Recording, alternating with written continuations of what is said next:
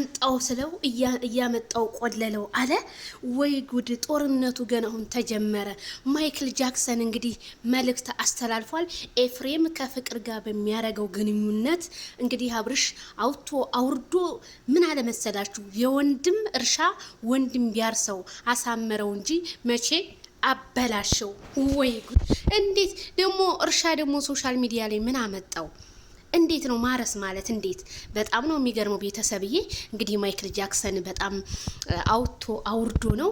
እንዴት ይሄ ሊቻለ? እንዴት መቼም ሰው የጣለውን ሰው ሲያነሳበት እኔ እኮ ብያለሁ፣ ዋርሳ መጣልን ብያለሁ።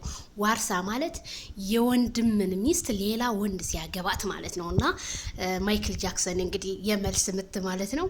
ወይ እርሻ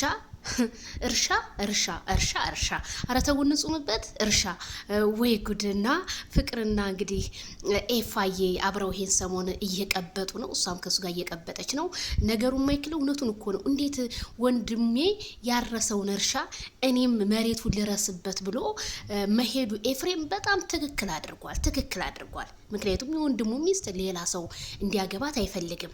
ስለዚህ ማይክል ጃክሰን የቡታጅራ ሴቶች ምንም አልቀሩትም ማለት ነው። በዚህ አጋጣሚ በቃ ሴት የተባለች አልቀረውም። በቃ አስተላልፎ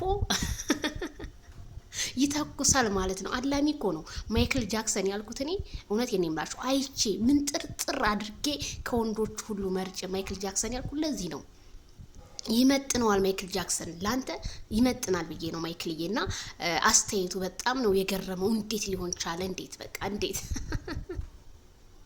እኔ ያየሁትን ዓለም ወንድም ያንተም የሚል ወንድም እንደዚህ ሀሳቢ ወንድም አሁን በአሁን ሰዓት አለ።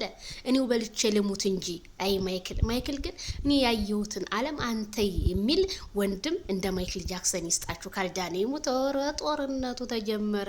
በሉ እንግዲህ ኩሽ በሉ።